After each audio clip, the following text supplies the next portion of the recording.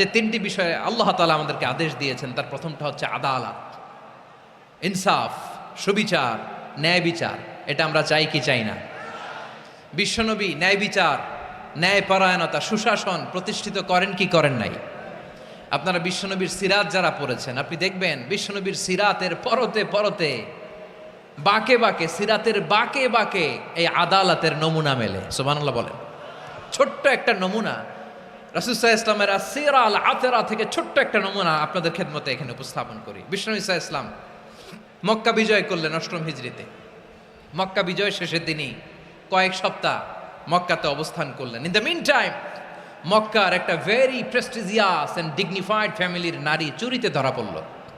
কিসে ধরা পড়ল? সবাই বলেন কিসে? আমাদের সমাজে আসেনি এটা? আছে? ছোট না বড়? হ্যাঁ, হিসাব করে শেষ করা যায় না। ৩.৫ লাখ কোটি টাকা নাই উন্নয়ন প্রকল্পের নামে। উন্নয়ন প্রকল্পের নামে ৩.৫ লাখ কোটি টাকা নাই। ৩.৫ লাখ কোটি টাকা লিখতে পারবেন আপনি? একটানা লিখতে পারবেন? বুঝতেছেন কত বড় সংখ্যা?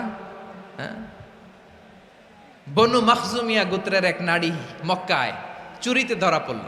বলেন তো চুরি করলে বিধান কি? কি কাটতে হবে? চুরির বিধান হলো হাত কেটে দাও। তাও সেটা গোপনে নয়, প্রকাশ্যে জনসম্মুখে হাত কেটে দাও। বনু মাখজুমিয়া গোত্রের নারী যখন চুরিতে ধরা পড়ল, সাহাবারা চিন্তায় পড়ে গেলেন। সবেমাত্র মক্কার লোকেরা কালিমা পড়ে মুসলমান হয়েছে, ইসলামের আইন কানুন তেমন জানে না, ইসলামী শরিয়ার সাথে বেশি পরিচিত নয়।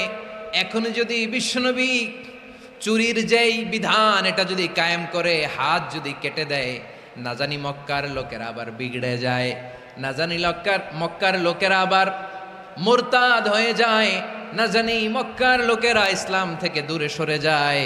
চলো চলো, সাহাবীরা মিলে পরামর্শ করলেন, চলো বিশ্বনবীর কাছে যে বলি, ও নবী, শুধু কেবলমাত্র একমাত্র এই নারীর জন্য চুরির হাত কাটার বিধানটা আপনি একটু থামিয়ে দেন। চুরির হাত কাটার যে বিধান এখানে একটু রহিত করে দেন, বাকিগুলা কইরেন মদিনাতে যে চলবে, কিন্তু মক্কায় এবারের জন্য মাফ করে দেন। কিন্তু কে বলবে?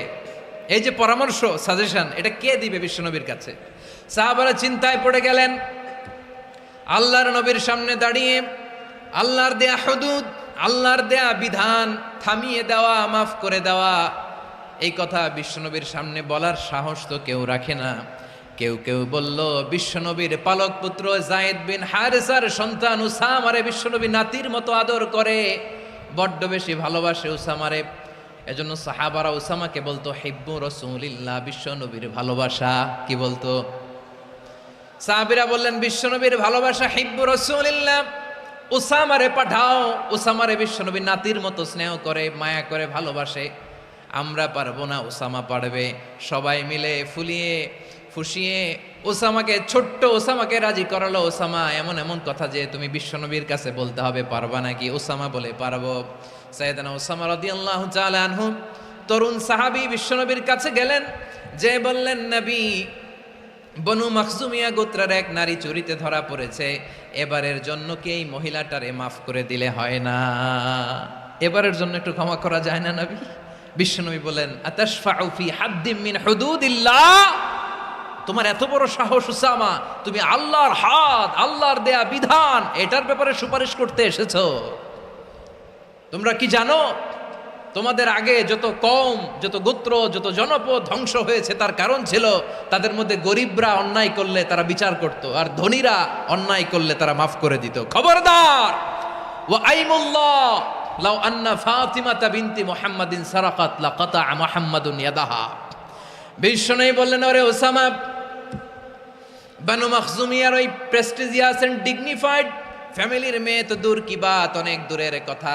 জেনে রেখো ওসামা, আমার কলিজার টুকরা, নয়নের পুটুলি ফাতেমাও যদি মক্কার জমিনে আজকে এই চুরির দায়ে ধরা পড়তো, আমি বিশ্বনবী মুহাম্মাদুর রাসূলুল্লাহ ধরে ফাতেমার ডান হাতটা কেটে দিতে এক বিলম্ব দেরি করতাম না।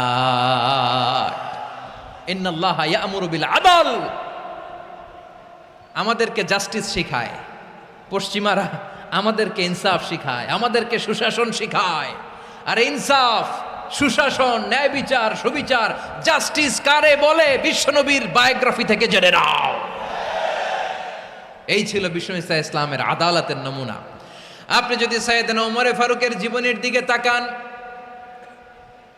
এমন কঠোর, এমন বীর সেনানী ছিলেন। সাইয়েদনা ওমর ফারুক যদি রাস্তার এই মাথা দিয়ে হাঁটা শুরু করতেন, শয়তান ওমর ফারুককে দেখলে ওই রাস্তা রেখে দিয়ে অন্য রাস্তা দিয়ে হাঁটতো। সুবহানাল্লাহ। ওমর ফারুক রাদিয়াল্লাহু তাআলা আনহু কি পার্সোনালিটি ছিল, কি পার্সোনালিটি। আমাদের এলাকায় ছোট বাচ্চারা রাতে ভাত খেতে চায় না, আমার মেয়েটাও খেতে চায় না। এই এটা দিব, ওইটা দিব, আজকে মাহফিলে আসার সময় বলে দিছে লিস্ট করে এটা এটা আনতে হবে।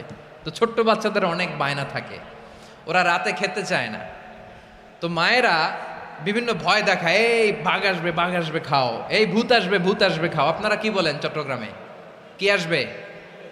হ্যাঁ, ভূত, ভূত, ভূত আসবে, বাঘ আসবে, খাও খাও খাও, তাড়াতাড়ি খাও। তো বাচ্চারা এগুলো শুনে ভয়ে খেতে শুরু করে।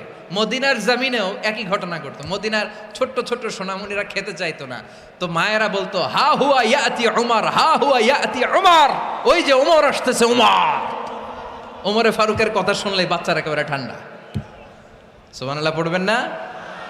প্রভু তুমি বলেছ রাসূল দেবে না, বলনি দেবে না ওমর, বলনি দেবে না হামজা তারিক, খালিদ বিজয় সমর।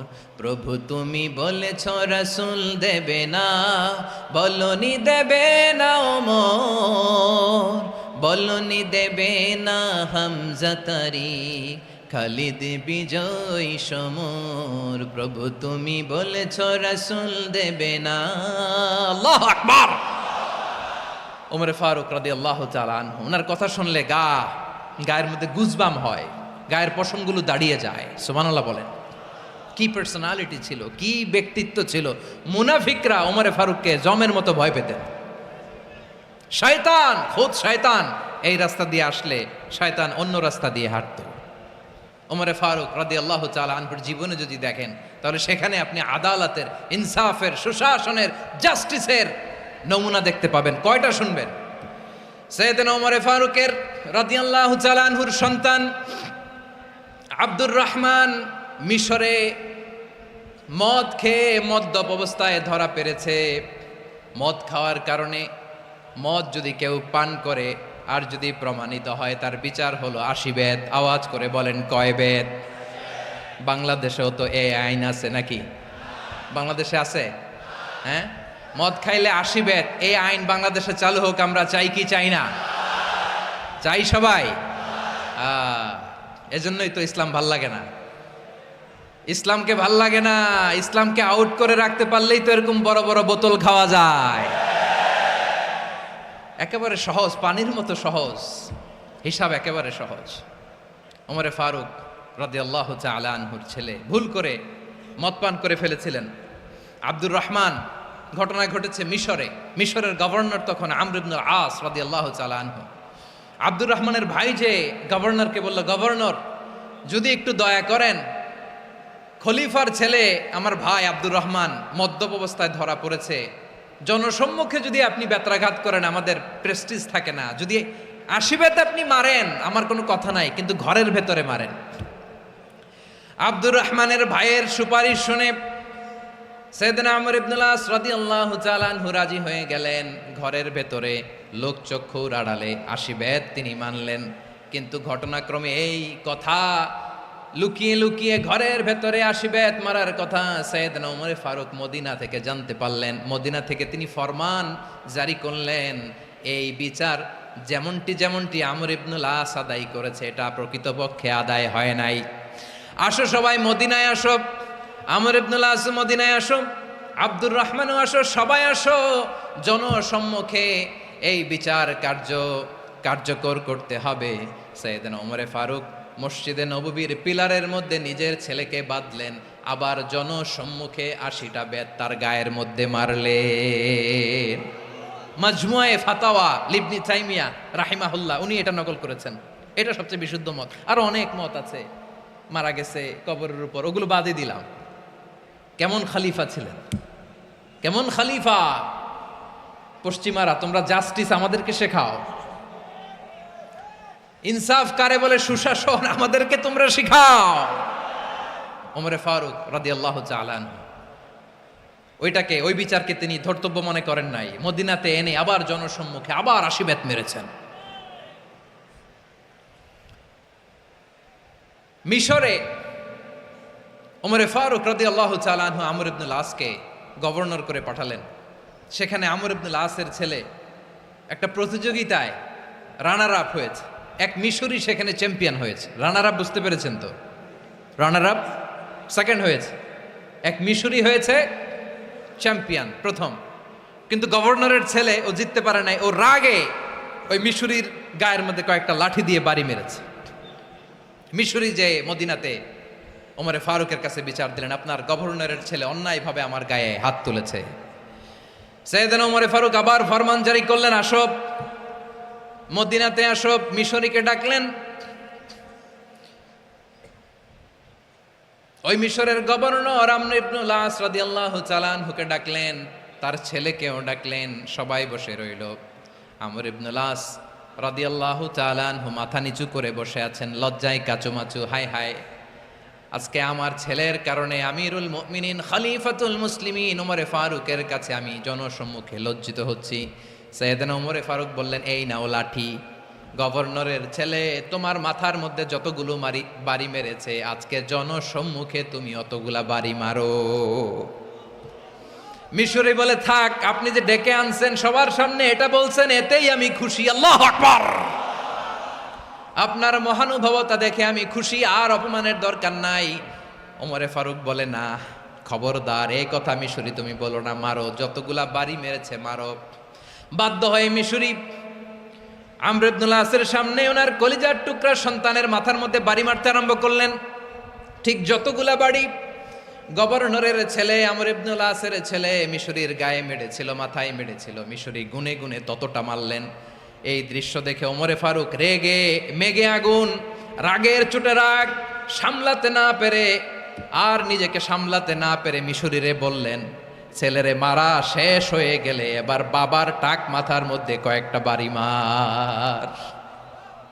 রাগের চোটে, আউট অফ অ্যাঙ্গার, রাগের চোটে, যে আমার পাঠানো গভর্নর আমর ইবনুল আস তার ছেলেকে কেন আদব তারবিয়া কেন শিক্ষা দিতে পারে না। ছেলেরে মারা হইলে এবার আমর ইবনুল আসের মাথার মধ্যে দুইটা মারো। এটা রাগে বলেছেন, এটা শাস্তি হিসেবে না। সুবহানাল্লাহ পড়ে। তোমরা আমাদেরকে সুশাসন শিখাও, আমাদেরকে সুশাসন শিখাও। বিশ্বনবী বলেন, আদল এটা যেন তেন বিষয় না, এটা দিয়েই মানবিক সমাজ গড়তে হবে।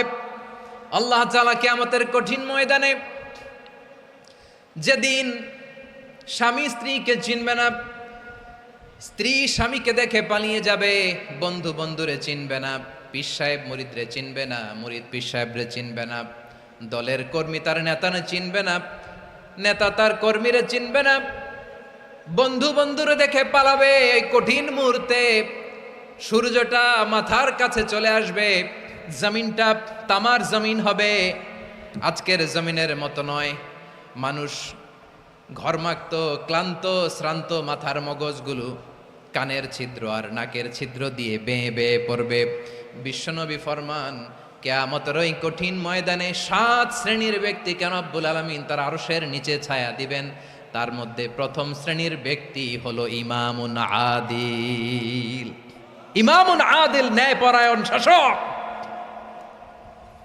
যে ইনসাফের সাথে বিচার করে, যে জাস্টিস সমাজে সার্ভ করে, যে সুশাসন নিশ্চিত করে, ওই ইমামুন আদিল। আদিল শব্দটা বুঝছেন না? ইন্নাল্লাহা ইয়া'মুরু বিল আদল। পাইছেন? আদিল। 7 শ্রেণীর ব্যক্তিকে আল্লাহ তাআলা সুশীতল আরশের নিচে ছায়া দিবেন, যেদিন তার দেয়া ছায়া ছাড়া কোনো ছায়া থাকবে না। এর প্রথম হচ্ছে ইমামুন আদিল, ন্যায়পরায়ণ শাসক। চিল্লায় বলেন সুবহানাল্লাহ।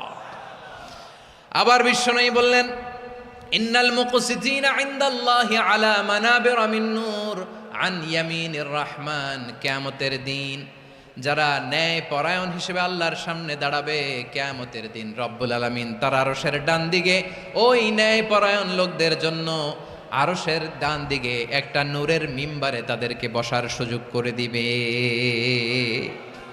আল্লাহর আরশের ডান দিকে ন্যায়পরায়ণ লোকদের জন্য আল্লাহ তাআলা নূরের মিম্বার বানাবে।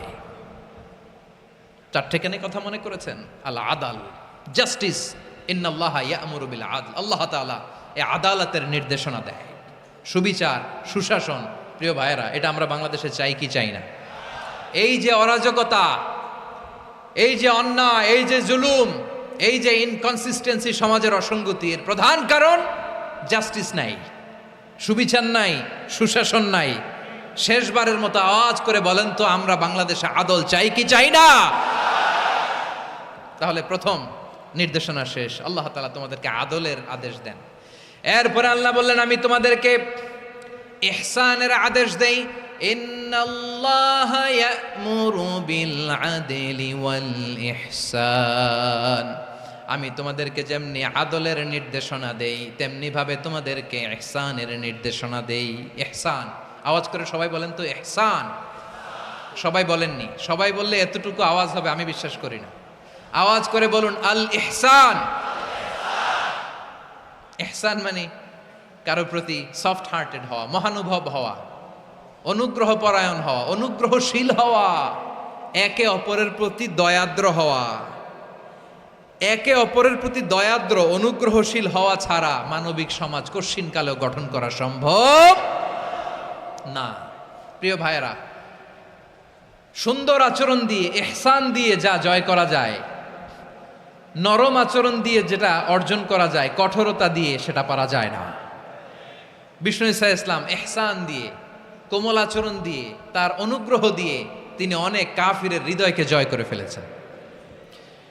সাইয়েদনা সুমামা ইবনে উসাল রাদিয়াল্লাহু তাআলা আনহুর কথা মনে পড়ে যায়। তিনি ছিলেন ইয়ামামার বাদশা। মদিনাতে বিশ্বনবীকে হত্যা করার নিয়তে এসেছিলেন। গোপনে গোপনে বিশ্বনবীকে হত্যা করে আবার ইয়ামামাতে তিনি ফিরে যাবেন। কিন্তু কি অবাক করা কাণ্ড, হত্যা করতে পারে নাই, সাহাবাদের হাতে তিনি ধরা পড়ে গেলেন। সাইয়েদনা সুমামা ইবনে উসাল রাদিয়াল্লাহু তাআলা আনহু হত্যার নিয়তে আসলেন, কিন্তু হত্যা করতে পারলেন না। সাহাবারা ওনাকে ধরে ফেললেন, ধরে মসজিদে নববীর পিলারের মধ্যে বেঁধে রাখলেন। সুমামা ইবনে উসাল, সিরাত থেকে শুনেন, সিরাত থেকে শোনাচ্ছি। রাদিয়াল্লাহু তাআলা আনহু ইয়ামামার অধিপতি ছিলেন। ইয়ামামা বিশ্বনবীকে হত্যার জন্য আসছেন, ধরা পড়ে গেছেন, এখন মসজিদে নববীতে বেঁধে রাখছে, তার মানে বন্দী। এখন স্ট্যাটাস কি? বন্দী, ক্যাপটিভ। তো বিষ্ণু ঈসা ইসলাম সাহাবাদেরকে বললেন, তার খোঁজ খবর নিও, সুমামা ইবনে উসালের খোঁজ খবর নিও। সাহাবারা বলেন, ইয়া রাসূলুল্লাহ, আপনাকে হত্যা করতে এসেছে, তার তো কঠিন ক্যাপিটাল পানিশমেন্ট হওয়া দরকার, কঠিন শাস্তি হওয়া দরকার। বিশ্বনবী বললেন, না, আমি যেটা জানি তোমরা সেটা জানো না, তোমরা সুমামার সাথে ভালো আচরণ করো। বিশ্বনবী সুমামার কাছে গেলেন। প্রথম দিন যে তিনি কালেমার দাওয়াত দিলেন, ইমানের দাওয়াত দিলেন, ইসলামের দাওয়াত দিলেন, রিসালাতের দাওয়াত দিলেন, আখিরাতের দাওয়াত দিলেন। পরের দিন যে বিশ্বনবী সালাতের দাওয়াত দিলেন, যাকাতের দাওয়াত দিলেন, ইসলাম কি, কিভাবে, কেমন করে পালন করতে হয় চমৎকার আর্টিকুলেট করতে শুরু করলেন। তন্ময় হয়ে সুমামা ইবনে উসাল রাদিয়াল্লাহু তাআলা আনহু বিশ্বনবীর কথাগুলো শুনতে আরম্ভ করলো। একদিন নয়, 2 দিন নয়, টানা 3 দিন বিশ্বনবী সুমামার কাছে ইসলামকে প্রেজেন্ট করেছেন, উপস্থাপন করেছেন। আওয়াজ করে বলেন, কয় দিন? 3 দিন। 3 দিন মসজিদে নববীতে বাঁধা। আর সাহাবীদেরকে বললেন, তার খোঁজ খবর নিও, তোমরা যে রুটি বানাও এর মধ্যে সবচেয়ে ভালো আটার রুটিটা তারে দিও, সবচেয়ে রিফাইন্ড খেজুর, যেটা পিওর খেজুর, এটা তারে দিও। আর বিশ্বনবী নিজের উট থেকে দুধ দহন করে ওনার বাড়ির এক কর্মচারীকে বলেছেন, দুধ দহন করে সুমামার জন্য নিয়ে যেও। সুবহানাল্লাহ পড়বেন না? সবাই তো অবাক, ইয়ামামা থেকে আসছে নবীকে হত্যা করতে, বিশ্বনবী দেখে তারে জামাই আদর করে, তাকে মজার মজার খাবার দিও, দুধ দিও, আদর আপ্যায়ন করো। 1 দিন নয়, 2 দিন নয়, টানা 3 দিন বিশ্বনবী এভাবে সুমামার কাছে যেয়ে যেয়ে ইসলামকে প্রেজেন্ট করতে আরম্ভ করলেন, ইসলামকে উপস্থাপন করতে শুরু করলেন। আর তাকে চমৎকার এন্টারটেইনমেন্ট, আপ্যায়ন দিতে আরম্ভ করলেন। টানা 3 দিন যখন ইসলামের দ্য বিউটিজ অফ ইসলাম, ইসলামের সুমহান বাণী, সৌন্দর্য তার কাছে উপস্থাপন শেষ, তাকে আপ্যায়ন শেষ, বিশ্বনবী বললেন সাহাবেদেরকে, যাও এবার সুমামার হাতের পায়ের রশি দুটো খুলে দাও। তারা বললেন, ইয়া রাসূলুল্লাহ, কি বলেন আপনি? ও তো হত্যাকারী, সুযোগ পায় নাই, আপনারে মারতে পারে নাই, ছেড়ে দিলে আবারও আপনার উপর তলোয়ার নিয়ে ঝাঁপিয়ে পড়বে। নবী এই সিদ্ধান্ত আপনি নিতে যাবেন না। বিশ্বনবী বললেন, যেটা বলেছি সেটা করো, সুমামার রশিগুলো ছেড়ে দাও। সুমামার হাতে পায়ের রশিগুলো যে তোমরা খুলে দাও। সাহাবারা তর্ক জুড়ে দিলেন, লা ইয়া রাসূলুল্লাহ, এমনটা করবেন না, তো ভয়ঙ্কর ভয়ঙ্কর খুনি, কি জানি কি হয়ে যায়। বিশ্বনবী বললেন, না, তার হাতে পায়ের রশিগুলো খুলে দাও। সাহাবারা বিশ্বনবীর কথা মতো তার হাতে পায়ের রশিগুলো খুলে দিল। সুমামা মুহূর্তের মধ্যে মসজিদে নববী থেকে বের হয়ে ইয়ামামায় ফিরে না যে মসজিদে নববীর পাশে একটা খেজুর বাগান ছিল, সেখানে চলে গেলেন। সেখানে একটা ছোট্ট কুয়া ছিল, কুয়ার পানি দিয়ে তিনি গোসল করলেন। সুবহানাল্লাহ পড়েন। কুয়ার পানি দিয়ে গোসল করে মসজিদে নববীর সামনে এসে বিশ্বনবী এবং সাহাবাদের সামনে দাঁড়িয়ে সাব্বাবা উঁচু করে বললেন, আশহাদু আল্লা ইলাহা ইল্লাল্লাহ ওয়া আশহাদু আন্না মুহাম্মাদান আবদুহু ওয়া রাসূলুহু। আল্লাহু আকবার। আমি সাক্ষ্য দিচ্ছি আল্লাহ ছাড়া কোনো ইলাহ নাই, আর মুহাম্মদ আল্লাহ তাআলার প্রেরিত বান্দা এবং রাসূল। প্রিয় ভাইয়েরা, ইহসান দিয়ে যা জয় করা যায়, কঠোরতা দিয়ে সেটা কঠিনকালেও জয় করা যায় না। আওয়াজ করে বলেন ঠিক কি না? এবার সুমামা দাঁড়িয়ে বলে, ওগো নবী, আমি তো কালিমা পড়ে মুসলমান হয়ে গেলাম, এবার শোনেন, এই মুহূর্তের আগে আপনার চেহারার চাইতে নিকৃষ্ট কোনো চেহারা আমার কাছে ছিল না, কিন্তু শাহাদা পাঠ করার পরে আপনার চেহারার চাইতে উত্তম শ্রেষ্ঠ কোনো চেহারা আমার কাছে আর নাই। ও নবী, আজকের দিনের আগে ইসলাম ধর্মের চেয়ে নিকৃষ্ট অপছন্দনীয় কোনো ধর্ম আমার কাছে ছিল না, কিন্তু এই মুহূর্ত থেকে ইসলামের চেয়ে সেরা শ্রেষ্ঠ পছন্দনীয় কোনো ধর্ম আমার কাছে নাই। নবী গো, আজকের দিনের আগে মদিনার চাইতে অপছন্দনীয় নিকৃষ্ট কোনো শহর আমার কাছে ছিল না, কিন্তু এই মুহূর্তের পর থেকে মদিনার চাইতে কোনো শ্রেষ্ঠ শহর আমার জানা নাই।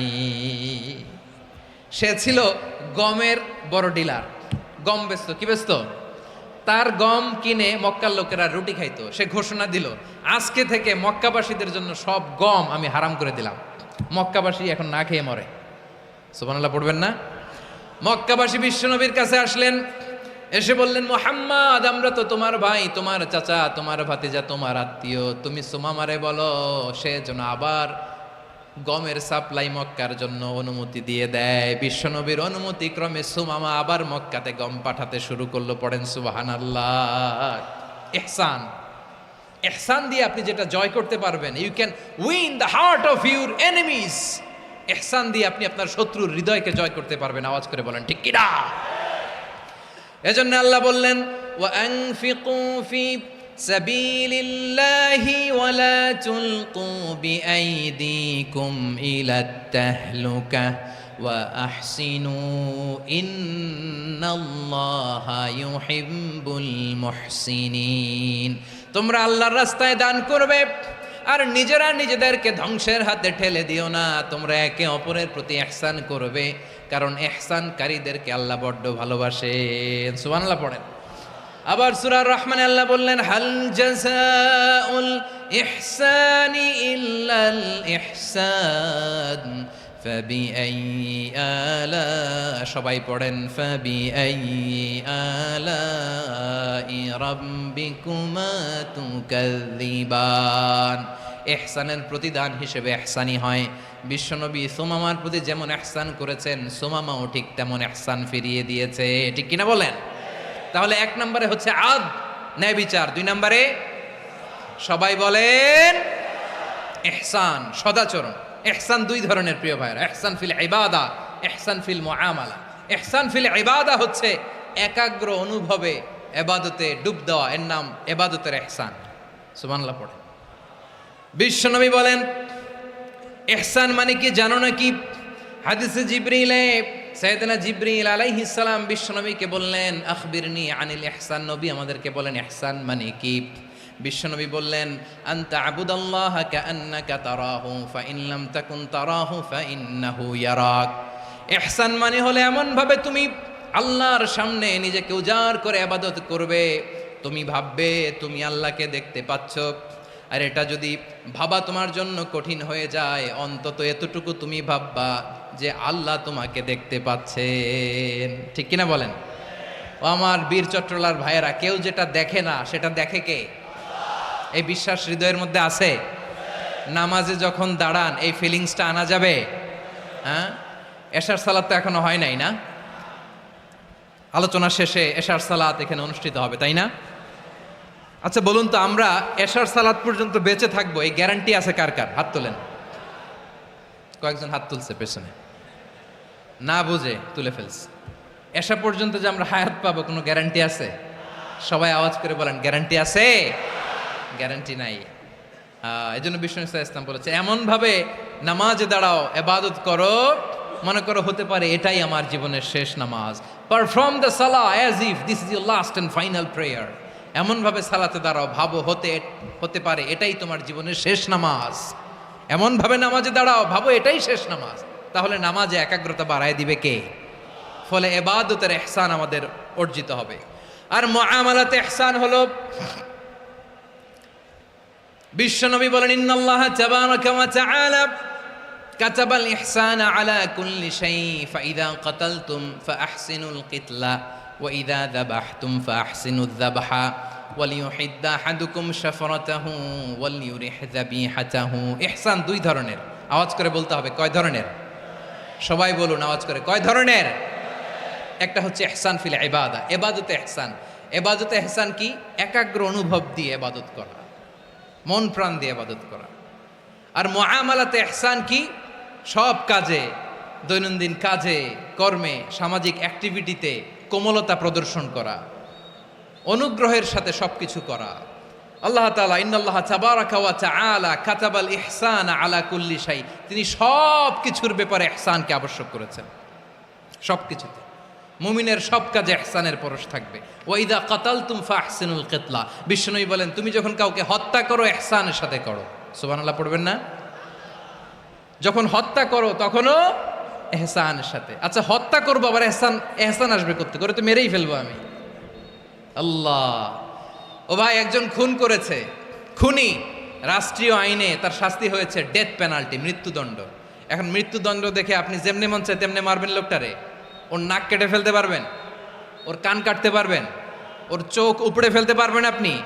যেমন মন চায় তার অঙ্গহানি করা যাবে না। ইহসানের সাথে তাকে হত্যা করো। সুবহানাল্লাহ, this is Islam, this is the true essence of Islam. ওয়া ইযা যাবাহতুম ফাহসিনুয যাবহা, যখন জবাই করবে তখনও ইহসানের সাথে জবাই করো। করব জবাই, ওইখানেও নাকি ইহসান। আচ্ছা কুরবানির দিন আমরা পশুগুলোরে কি করি বলেন সবাই আওয়াজ করে? জবাই। জবাই মানে তো এটার মেরেই ফেলতেছি, একটু পরে তো টুকরো টুকরো করে গোশতগুলো খাবো, এটা তো খাবো, এটা তো মেরেই ফেলবে। বিষ্ণু বলে না, জবাইয়ের মধ্যেও মুমিনের জবের ভেতরেও ইহসানের পরশ থাকা চাই। যখন জবাই করবে প্রাণীটাকে হাত পা টাইট করে বেঁধে নাও, ছুরিটাকে শার্পেন করে নাও, ধারালো করে নাও, যাতে অল্প সময়ে জবাইটা হয়ে যায়, প্রাণীটা যাতে কম কষ্ট পায়। সুবহানাল্লাহ পড়েন। দিস ইজ কল্ড ইহসান। ইহসান আল্লাহ তাআলা যেমনি আদলের আদেশ করেছেন, ন্যায় বিচার, জাস্টিস এনশিওর করতে বলেছেন, সমাজে ইহসানের ব্যবহার, ইহসানের অনুশীলন তিনি করতে বলেছেন। এজন্য মুমিনের প্রতিটি কাজে, আমার চট্টগ্রামের ভাইয়েরা আমার দিকে তাকান, খেয়াল করে শুনুন, মুমিন জীবনের প্রতিটি কাজে ইহসানের পরশ থাকা চাই। আমরা যেন আমাদের পরিবারের প্রতি ইহসান করি, আমরা যেন আমাদের কর্মচারীদের প্রতি ইহসান করি, আমরা যেন আমাদের কলিগদের প্রতি ইহসান করি, আমরা যেন আমাদের ভাইদের প্রতি ইহসান করি। মুমিন জীবনের প্রতি কাজে ইহসানের পরশ থাকার দরকার আছে না নাই? কথা বুঝতে পেরেছেন? তাহলে আল্লাহ তাআলার তিনটা আদেশ ছিল, কয়টা গেল? ভুলে গেছে, ভুলে গেছে চট্টগ্রাম। তিনটা আদেশের মধ্যে কয়টা বললাম? প্রথমে কি ছিল? আদল। 2 নম্বরে, 3 নম্বরে রব্বুল আলামিন বললেন, ওয়া ইতা ইদিল কুরবা, নিকটাত্মীয়দেরকে দান করো। নিকট আত্মীয়দেরকে দাও, যারা তোমাদের ব্লাড কানেকশনের আত্মীয় তাদেরকে তোমরা দাও। এখানে জেনারেলি বললেন দাও, কি দিব সেটা তিনি এখানে বলেন নাই, সেটা তিনি সূরাতুল ইসরার মধ্যে বলেছেন। আল্লাহ বলেন, ওয়া আতিদাল কুরবা হাক্কা, নিকট আত্মীয়দেরকে তাদের অধিকার, তাদের প্রাপ্য তোমরা বুঝিয়ে দাও। দেখেন একটা শান্তির সমাজ, একটা সমৃদ্ধ সমাজ, একটা মানবিক সমাজ গঠনের জন্য আল্লাহ তাআলা বেশি না, মাত্র 3টা অর্ডার, 3টা ভার্ডিক্ট তিনি জারি করেছেন। 1 নাম্বার সুশাসন, ন্যায় বিচার। 2 নাম্বার ইহসান। 3 নাম্বার নিকটাত্মীয়, যারা কাছের, তোমার ভেরি ক্লোজ রিলেশনশিপে আছে, তাদেরকে দাও। দাও, দিলে বাড়িয়ে দেয় কে? অনেকে দিতে চায় না, কৃপণতা করে। দিলে বাড়ায় দেয় কে? ও মিয়া, মদিনার মধ্যে সবচাইতে গরিব সাহাবী ছিল বেলাল রাদিয়াল্লাহু তাআলা আনহু। ওনার এন্টায়ার অ্যাসেট, সম্পদের পরিমাণ কতদূর জানেন? একটা লুঙ্গি। বেলাল রাদিয়াল্লাহু তাআলা আনহু, ওনার টোটাল ওয়েলথের এস্টিমেশন হচ্ছে মাত্র একটা লুঙ্গি। একটা লুঙ্গি, টোটাল ওয়েলথ এস্টিমেশন, টোটাল সম্পদের পরিমাণ বেলাল রাদিয়াল্লাহু তাআলা আনহুর কি ছিল? কথা বোঝে নাই বোধহয়, কি ছিল? ওই বেলাল রাদিয়াল্লাহু তাআলা আনহুকে বিষ্ণু ইসলাম বলেছেন, আনফিক ইয়া বেলাল, ও বেলাল তুমিও দাও। ওয়ালা তাখশা মিন যিল আরশি ইখলালা, আরশের অধিপতির তো কোনো ঘাটতি নাই, তুমি দিলে ওই আল্লাহ তোমারে বাড়ায় দিবে। এজন্য আমার প্রিয় ভাইয়েরা, দিলে কমে না, দিলে বাড়ে। অনেকে ধরে রাখে, নতুন কিছু নিতে পারে না, হাত দিয়ে যেটা ধরে রেখেছেন এটা দিয়ে দেন, বড় একটা ধরার সুযোগ পাবেন। জোরে বলেন ঠিক কিনা? ধরেন 5 কেজি ওজনের একটা ধরে রাখছেন, এখন 10, এটা না ছাড়লে 10 কেজি ধরতে পারবেন আপনি? আচ্ছা, 10 কেজির জিনিস একটা আছে হাতে, ওইটা যদি ছেড়ে দেন তাইলেই না 15 কেজি ধরতে পারবেন। কথা বলেন ঠিক কিনা? তাহলে দিলে বাড়িয়ে দেয় কে? রব্বুল আলামিন বললেন 3 নাম্বার আদেশ হলো তোমাদের প্রতি সমাজটারে কেমন করে মানবিক সমাজ, সুন্দর সমাজ গড়বা। 3 নাম্বার আদেশ হলো ওয়াআতিদাল কুরবা হাক্কা, নিকটাত্মীয়দেরকে তাদের প্রাপ্য বুঝিয়ে দাও। এই নিকটাত্মীয়দেরকে তাদের অধিকার বুঝিয়ে দেওয়া, প্রাপ্য বুঝিয়ে দেওয়াতে আমাদের গাফলতি আছে না নাই? চট্টগ্রামে নাই? মাশাআল্লাহ আছে, আছে। অনেকে দেখবেন অনেক আল্লাহওয়ালা, তাহাজ্জুদ গুজার, সেজদা দিতে দিতে কপালে কালো দাগ ফেলে দিছে, সে তার বোনের হকটা আদায় করে নাই। আছে না নাই? হ্যাঁ, এখানেও আছে। সর্বনাশ। অনেক বড় হাজী সাহেব, বিশাল লম্বা দাড়ি, ছেলেরে সব দিয়ে দিছে, মেয়েরে কিছু দেয় নাই, মেয়ের হক আদায় করে নাই। আছে না নাই? এই হাজী সাহেবেরা, এই আল্লাহওয়ালারা কিয়ামতের ময়দানে আটকে যাবে। আপনি অন্যের অধিকার নষ্ট করেছেন, তাদের রাইটসকে ভায়োলেট করেছেন। এজন্য আল্লাহ তাআলা বলেন, কারো অধিকার যদি কেউ নষ্ট করে, ওই সমাজটা মানবিক সমাজ কঠিনকালেও হতে পারে না। এজন্য 3 নম্বর আল্লাহ বললেন, ওয়া ইতা ইদিল কুরবা, নিকটাত্মীয়দেরকে দাও। কি দিবা? তাদের অধিকার দিয়ে দাও। বোনের অধিকার বুঝিয়ে দাও, মেয়ের অধিকার বুঝিয়ে দাও, ফুফুর অধিকার বুঝিয়ে দাও। দেখবেন অনেক মায়েরা ছেলের পাতে মুরগির রান দেয়, মেয়ের পাতে দেয় মুরগির ঠ্যাং। এরকম আছে না নাই? ছেলেরা কি দেয়? মুরগির। মেয়ের পাতে কি দেয়? তো মেয়ের কি মুরগির রান খেতে মনে চায় না? মনে চায় না? এমনটা করা যাবে না। নিকটাত্মীয়দেরকে অধিকার দিয়ে দাও, নিকটাত্মীয়ের সাথে সুসম্পর্ক রাখো। আদেশটা কার? এজন্য প্রিয় ভাইয়েরা, জীবনে যদি বারাকা অর্জন করতে চান, নিকটাত্মীয়দের সাথে সুসম্পর্ক রাখতে হবে, তাদের জন্য উপহার পাঠাতে হবে। বিশ্বনবী বলেন, লা ইয়াদখুলুল জান্নাতা কাতে, যে ব্যক্তি আত্মীয়তার সম্পর্ককে ছিন্ন করে দেয়, সে কশিনকালেও আল্লাহর জান্নাতে ঢুকবে না। আপনি কি এটারে সহজ হাদিস মনে করছেন? এটা সহজ কথা? আপনি ভাবছেন আপনার নামাজ আপনারে বাঁচাতে পারবে? আপনার রোজা বাঁচাতে পারবে? আপনার তাহাজ্জুদ আপনারে বাঁচাতে পারবে? আপনি অধিকার নষ্ট করলে কিছুই আপনারে বাঁচাতে পারবে না। এজন্য নিকট আত্মীয়দেরকে দিতে হবে বেশি বেশি। বিশ্বনবী বলেন, ইন্না সাদাকাতা আলাল মিসকিনি সাদাকা ওয়া আলা যির রাহিমি ইসনাতান সাদাকাতুন ওয়া সিলা। মিসকিনরে দান করলে শুধু দানের সওয়াব হয়, নিকট আত্মীয়কে দান করলে 2টার সওয়াব হয়। সাদাকার সওয়াব হয়, আবার আত্মীয়তার বন্ধন অটুট রাখার সওয়াব হয়ে যায়। আবার বিশ্বনবী বললেন, মান সাররাহু আইয়ুবসাতা লাহু ফি রিজকিহি ওয়া ইউনসা লাহু ফি আসারিহি ফালইয়াসিল রাহিমা।